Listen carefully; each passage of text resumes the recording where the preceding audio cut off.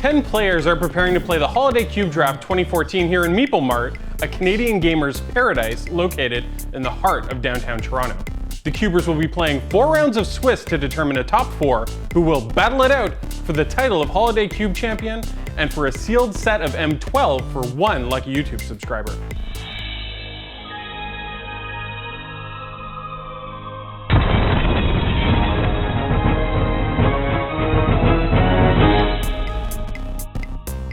Hi, I'm here with Ryan, who runs all of the Magic events and is in charge of the Magic department here at Meeplemart.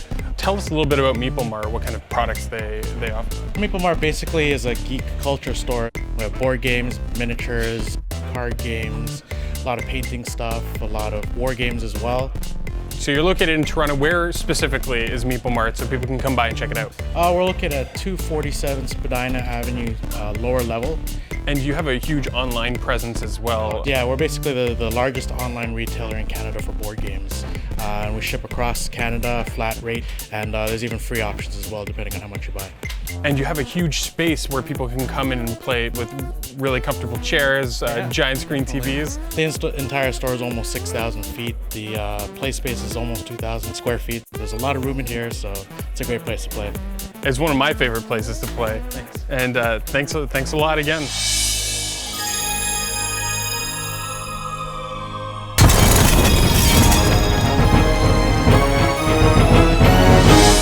Welcome to the first match of the Holiday Cube Draft 2014. I'm Milo in the booth with Adrian. Hello, Milo, and everyone else. How are you?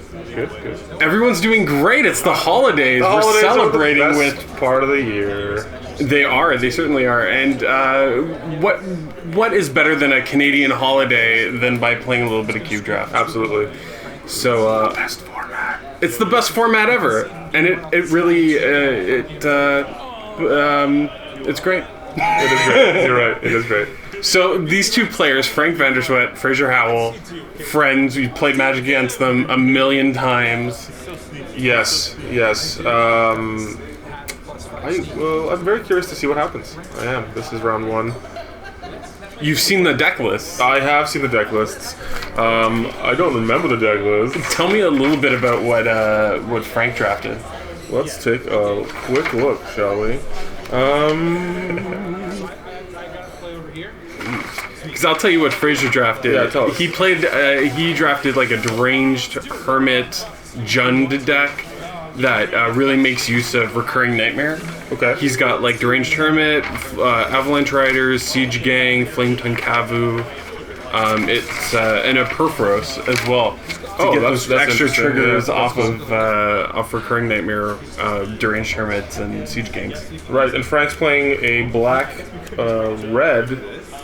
What looks very aggressive with Sulfuric Vortex and Bushwhackers and Incinerates and Pack Rats and all sorts of stuff that turns sideways very, very quickly. So it should be an interesting match. It's interesting because Frazer, when he plays Cube now, he only plays Cube at these events. Like he actually doesn't play Magic outside of these events. Yeah, but he does really well, so it's going to be interesting. Yeah, absolutely. And he built a control deck again, kind of. Well, and this matchup is kind of a control deck. He's definitely the control player in this matchup. Absolutely, yeah. Although he's more of a mid-range deck, I guess, right? Yeah. So we'll see how it goes. And, Or is it combo? Would you call this combo? If you're trying to Recurring Nightmare out triggers with multiple creatures. Yeah, I would with say. Perforos. Well, you could do it in 2 ways. You can have a combo-oriented direction, or you can have it go control. Either way, it's exciting. Either way, yeah. But it's going to be his decision to figure out how to do that, and against Frank in particular, who's going to certainly jam the board with a bunch of crazy stuff early on, I'm sure. Zozu the Punisher, oh, that's sweet. Tall Frank is definitely a fan favorite. People really like seeing him play Magic, and that whole like life total sequence there was awesome. Where Frazer wrote his name, that was fantastic. I very methodical, very very good.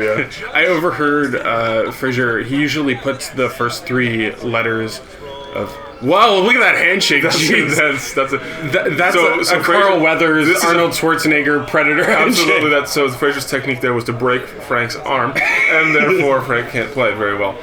Thankfully, Frank apparently Uses his left hand. Anyway. Oh yeah, like I was saying, he he keeps track of life by putting the first 3 letters of his name and the first 3 letters of his opponent's name on a piece of paper instead of writing me and you. There you go. But this time, it's Fra versus Fra. So it looks... He was tilting. So he was tilting already. Yeah. So who won the die roll there? That was Frazer won the die roll? Yeah, I'm pretty sure Frazer. Yeah. And we see a little bit of Frank's hand already. Because he likes to lean in and get right in the red zone himself. Get right in there. So we have a Nakadal, is that? Yeah, Nakadal turn 1. Versus a brand new card to cube, a Bloodsoaked Champion turn 1. Which one's better?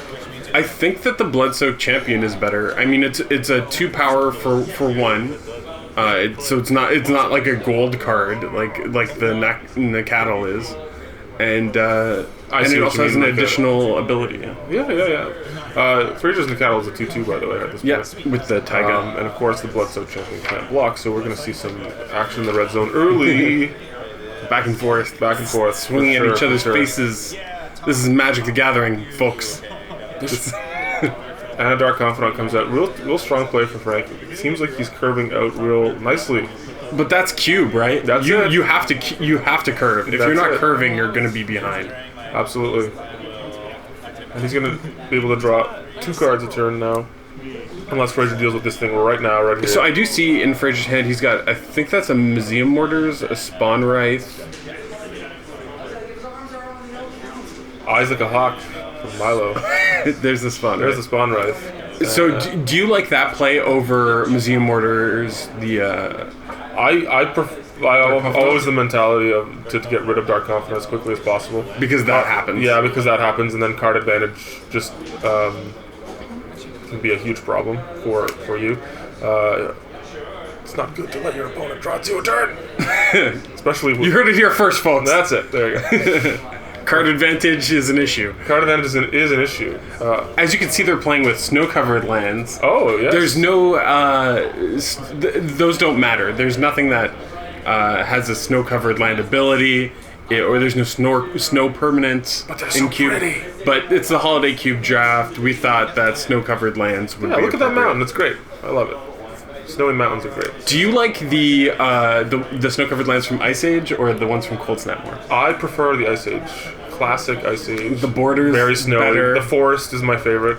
The island with the... Even the basics are snowy, if you think about it. And we see a Searing Spear on the Spawn Wraith from Frank. I like that play.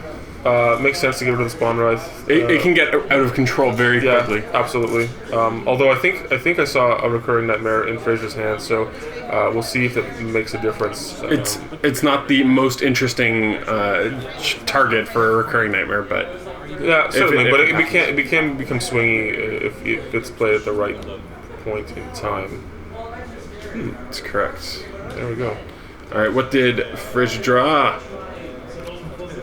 He is definitely not having any mana issues. No, he's definitely. Oh, we got an Avalanche Rider. Both players have played lands on each of their turns, so this is good.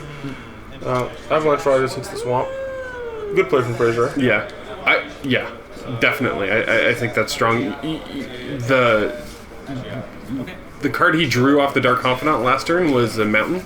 So as far as Frazer knows, there's no other swamps in his hand. Absolutely.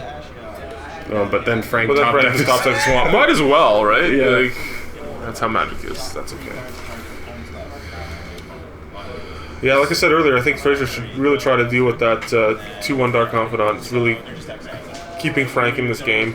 Yeah, I think so. And a Rabblemaster comes down. That's right. But he could be thinking if he's racing, the Dark Confidant could work against him. Right. Right? That's true.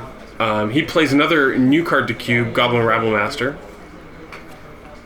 And gets in there. It's a great card. Yeah, it's fantastic in cube. Certainly dominating, not dominating, but certainly prevalent in standard these days as well. It's like a win condition by itself as a 3-drop. Usually in like a control deck or something, you yeah, and Frank has a lot of goblins that he can interact with in terms of that card as well. Well, not a lot, but and some. You know who else has a lot of goblins? That's Frazer. Right now, Frazer. Frazer's like, you think your goblin guy is better than my goblin guy? I don't think so. Goblins versus goblins. I think you're right. I think his strategy is not to trade with creatures just to get in the red zone and trade life totals at this point. That's not a bad strategy. So if you're You see exactly. Frank's now taking 3 damage off that Dark Confidant, and he's probably not going to even want to play the Sulfuric Vortex in this matchup. Absolutely not at this point. He probably will board it out because he's in some trouble, especially since you and I know that Frazer's got a Recurring Nightmare in his hand. Exactly. Things are about to get worse, not better for Frank. Absolutely. We'll see if Frank reads it, though. Frank is a very competent player, so he might be able to read it. But the thing about Recurring Nightmare, I mean, this is the first round of the draft. Recurring Nightmare is not a card that tables, right? True. So there's a very good chance he has no idea that Frazer has it. But he's got to think at this point, what is he splashing black for? Yeah, right? Frazer hasn't played any black cards at all, and he's playing a wild Nacatl. That's the card's name. Yeah, Nacatl. Yeah. And that's an early drop, so you want to be playing heavy green for that. And then you're also playing a Siege Gang Commander, which is double red. So you're playing heavy green, heavy red. Your black's probably your splash. Yeah, absolutely. And he's got 2 black sources in play, which imply splash maybe, but certainly more black sources than green at this point. Well, no. So who knows? Frank's taking his time, figuring out what he wants As he to should. Do. He should. He's Absolutely. at 9, and there's a Siege Gang on the other side of the table. He's got to play the right stuff at this point. And this is the first round of the Holiday Cube Draft 2014. That only comes once a year. You don't want to rush into... That makes me sad. It's a sad thing. I wish Holiday Cube Draft happened more than once a year, but you're right. It only happens once a year. You got to savor the moment. Exactly. You don't want to make a mistake in the first round that costs you your entire tournament. Absolutely. So you gotta think about it a little bit. Sometimes you gotta go into the tank. I mean, this is not a match that's gonna go to time, right? Like, look at what these guys are playing. Most of these creatures aren't blocking. Yeah, exactly. So Frank's really thinking with this. He's got a Blackcleave Cliffs, I think, in his hand as well. So maybe he's thinking about if he's going to need that land, so if he could play black, yeah, it looks like he's not going to do that because he needs the untapped land for something. He's got an Incinerate.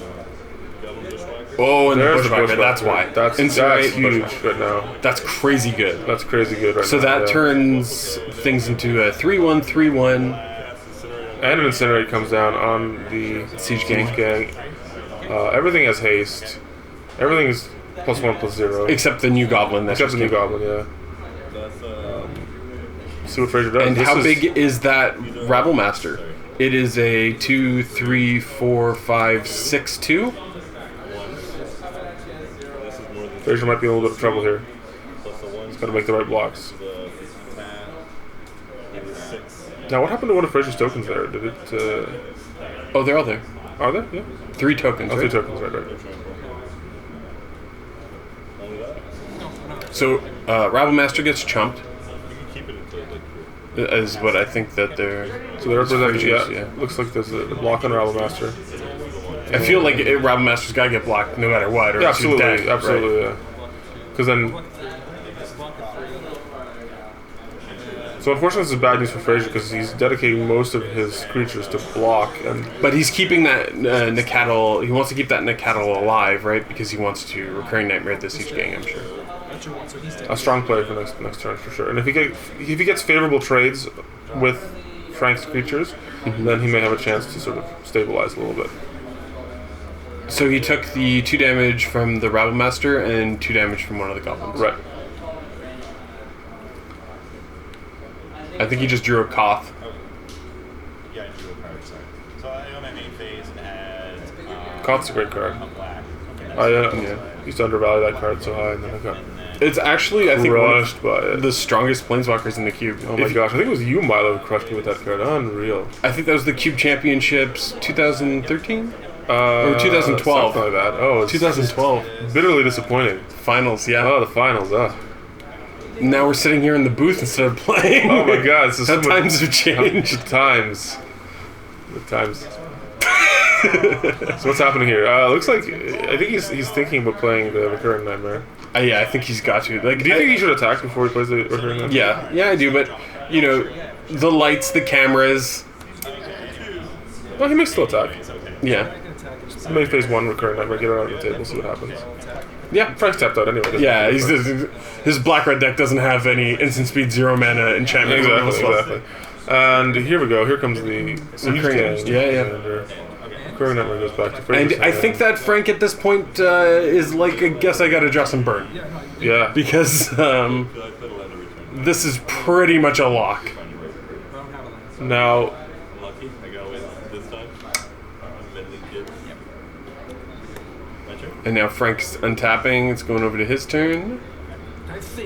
What does he draw? Oh, the swamp. I wonder why Fraser left the forest and the. You know what I think untapped. happened there? I think that maybe he thought that he had one extra land because he wanted to play the Recurring Nightmare again. I see. I'm not entirely sure. But here's Thundermaw, and Thundermaw just. Yeah, that's the game. That's the game. Thundermaw's too strong. It's basically a burn spell in this situation. Exactly what he needed. And Fraser can't block it because it's flying, of course. Yep. So off we go to game 2. Game 1 goes to Frank.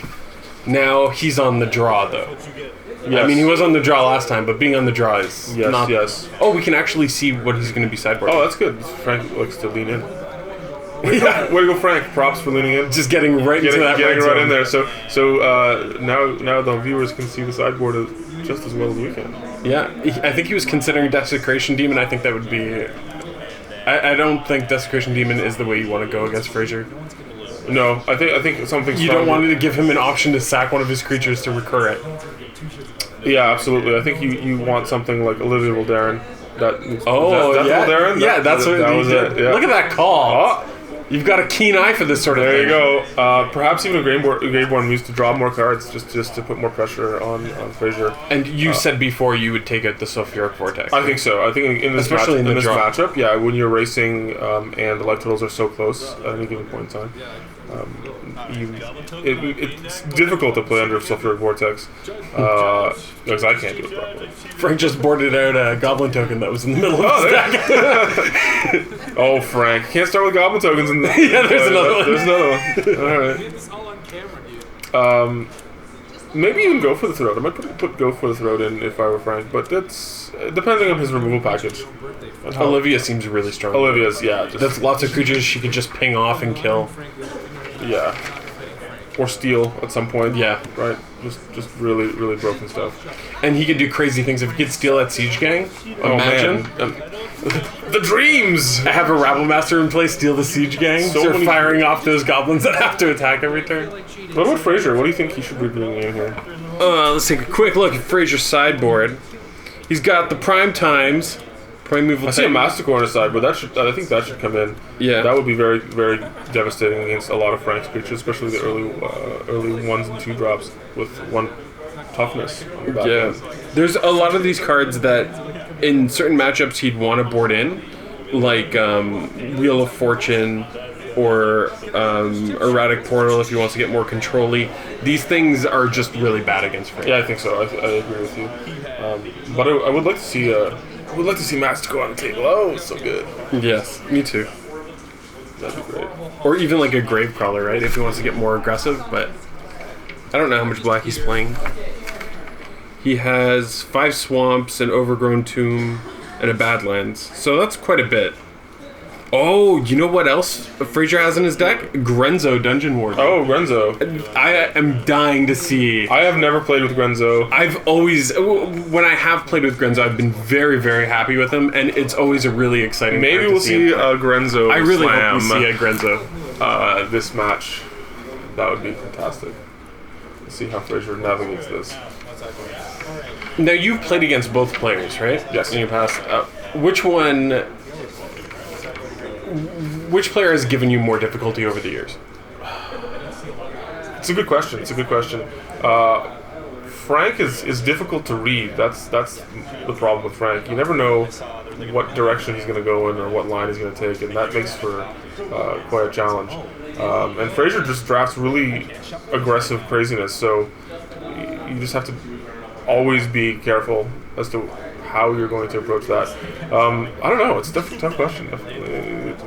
I can't answer that question. What's wrong with it? I think that a lot of people at home watching don't really understand what it's like to play against Frank or play a draft with Frank in it. At one point during the draft portion of the event, there were 7 packs training on Frank. So he's really, you see the gears grinding, you're really thinking about what's going on, he's very... He puts people on edge. Like, he has this ability to... But he's such a nice guy. He's a super nice guy. He's great. But he plays mind games almost subconsciously with people. Yeah, it's always the line with Frank. You never know exactly what line he's going to take, and you really have to sort of adapt to it. He's a box of chocolates. There it is. Delicious chocolates. All right, what do we have here? So Frazer's elected to play. He's got a Badlands, a Taiga. That's a keep. Absolutely. He's going to slam down turn 1 Curd Ape. Here we go. Ready? Turn 1 Curd Ape, turn 2 Dauthi Horror. Frank mulling? I like it. Frank is mulling. This is crazy. I don't know what Frank's going to draw to get him out of this because Frazer's hand's nuts. Frazer's hand, it curves out really nicely. We'll see what happens. On the play? This is crazy. On this the play. Nuts. It's going to be good. It's going to be a good match. When I eventually do the voiceover for this match, the story will be told that I I wonder, now knowing what Frazer is playing, I wonder if Frank decided to mulligan something that he felt had mana problems, or perhaps it was something that was not as well suited for fighting Frazer in this context. We'll see. Not entirely sure. Frank said, Frazer's deck's good. Frazer's deck's good. I'll bet Frazer has already drawn. Way to go, Frank. One thing about Frazer's hand that I will say, though, is that it looks like it doesn't have a lot of places to go. He's got 4 lands, 3 creatures. One of them's a Curd Ape, the other's a Basking Root Wall, and that there's a Dauthi Horror. Oh, and it's the same sort of opening from Frank. This is like an alpha opening from Frazer. Taiga into Curd Ape. That was, I guess Arabian Nights, but that's like a old school magic. We're going back to 1994. Right? Yeah, 1994. Absolutely. So he and then he just wants to impress Frank with his mana base. His very expensive mana base. And now Frazer gets to the red zone. Yeah, with Curd Ape, 2 damage to Frank. Why are you dissing yourself? Pass the turnover. It's so easy. It's so easy. Now, some people in their cubes at home may not play with the original dual lands. What lands would you replace with the dual lands in a cube? Well, that depends. Are shock lands already in the cube? So you would play the shock lands, the dual lands, shock lands, dual lands, fetch lands. If I didn't have access to dual lands, then I would play the pain lands from. I guess the first printing was Ice Age, right? Yeah, Ice Age. Ice Age printing. How appropriate. Yeah. Especially for a holiday cube. Absolutely. It's so cold. So Frazer's on turn 3. Plays a forest. None of Frank's creatures can block. Nothing's going on. Well, Frank's attacking, so he's on even par with Frazer now. One of Frazer's creatures has shadow, so it can't block. Nothing can block. Nothing can block. Frazer slams that down. And now that kind of slows Frank down too, right? Because if he blocks and pumps... Frazer's in a good position. I like it. Yeah, me too. Doing well, yeah. He knows what strategy he's trying to implement. He's getting in the red zone. We got a Rabblemaster in the hand for Frank. Do you think he's going to play it? I think... So I don't know what his other card is. Hellrider? Oh, perhaps, yeah. Oh, jeez, that's a beating. That's a paddling. And then something else in the middle. If that is in fact a Hellrider, I would definitely play that Rabblemaster now. Yeah, get on the table. And I would swing in with everything. We'll see what it does. Nope. He opts for something different. Right. No. Thinking. Trying to figure it out. See, this is what I was talking about earlier. Frank's line of play. Who knows what he's going to do? Yeah. So difficult to read. He's... Oh, because the other one's a Bushwhacker. That's interesting. So the Rabblemaster does come down. That does make sense. That makes sense. Come down. And here we have an attack with the Goblin token attacking as well. And then the next turn he's got Hellrider. Turn after that Bushwhacker. Oh my He's got some pretty good gosh. lines. Well, we'll see how Frazer responds to this. I predict there will be a block. Yeah. block pump is not so bad right now, I think. And that's, I think, exactly what he's doing. So this guy I can bring back from the grave whenever I attack a creature. That turn. Which one do you block? I think I'd block Gnarled Scarhide because there's no chance of it coming back, but yeah. That's what Frazer does too. That makes sense, Yeah, right? makes sense, absolutely. Get it off the table. Clear some space. Because it gives Frank less options. Yeah. +2. Frazer plays a mountain. And what do we have here? What's he gonna do? He's got Overgrown Tomb, Diregraph Ghoul. I feel like this is the turning point of the game right here. This is important times in turn 4. Yeah, absolutely. If you don't have a plan to close at the game on turn 4 and you're playing these decks, then you got to start thinking about how to get some extra turns. And I think right? Frazer does have a plan. He's just gotta stick to it. Can't waver from the plan, Frazer. Let's go. Yeah, he's got the 2/1 can't block, so that one's going in no matter what. If you don't plan on pumping the Root Walla, then it should probably go in, but Yeah, we'll see. I think that the blocking with the Curd Ape's not the worst thing in the world right now. Yeah, Diregraph Ghoul, not bad. Yeah, that's good. You definitely want that out there. Yeah, it comes into play tap, Absolutely, so you want to yeah. get that untapped as soon as possible. And here comes the attack. This is exactly the play I would make. 100%. And the pump for the Sure. Root Walla. Cool. 5 damage to Frank. That's 100% what I would have done. Yeah, That's well done. And we don't know what that is. I think it might be the Thundermaw again. Oh my gosh. Frank. But now, like, anything can happen, right? Like, Frank's got to be super careful. Yeah, tread lightly, Frank. And he knows it. He knows it. That's why he's thinking. That's why he's in the tank. The Frank tank? Mm-hmm. Ah. The Frank tank. The Frank tank. I like it.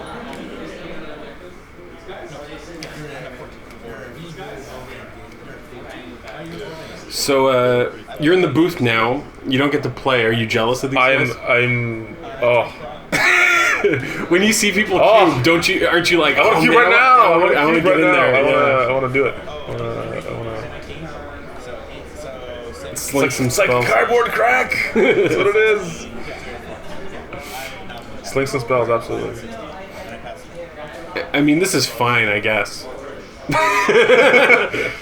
But Yeah, I love being in the booth with Milo.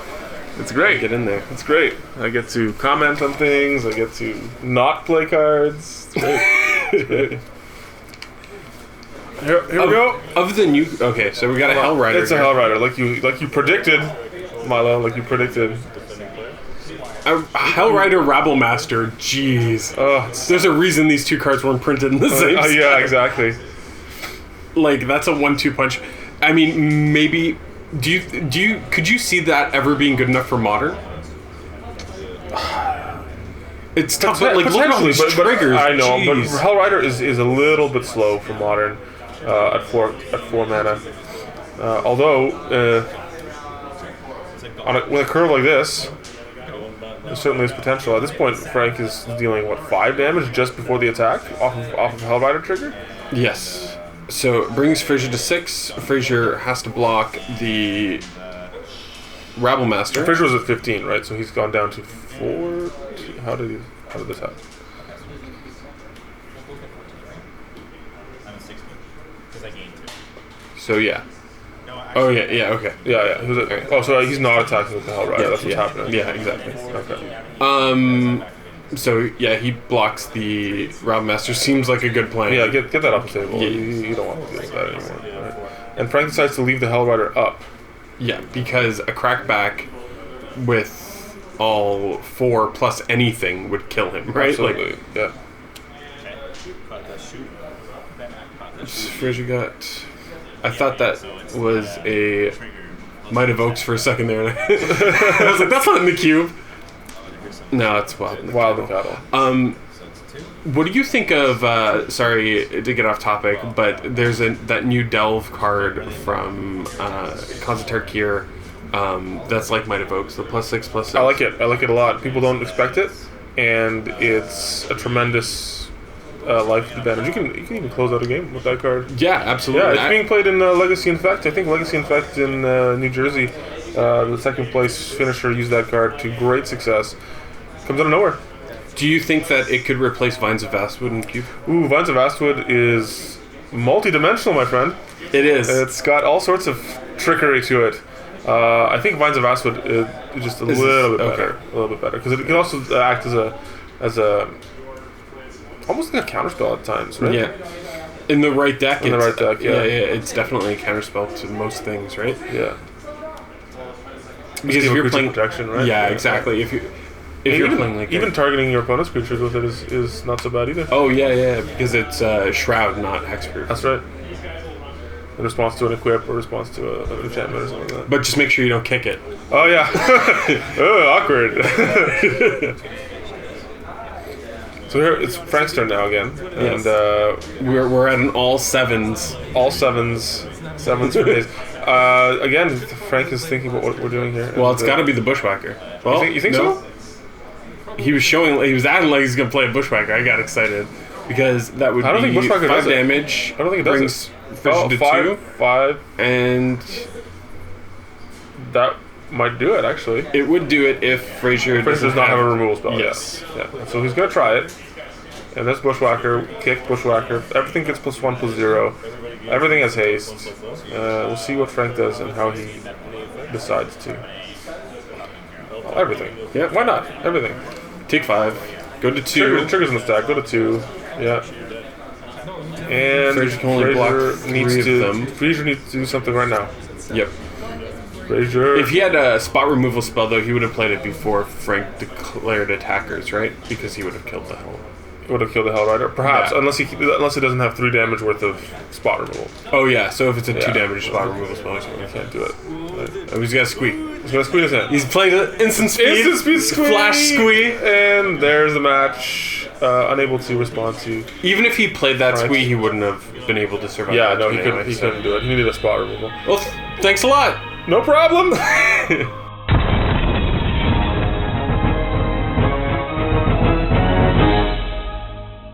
10 players are preparing to play the Holiday Cube Draft 2014 here in Meeplemart, a Canadian. Blah, blah, blah. Blah. No? That was the one. It was the one. They call me One Shot. I'll do it live.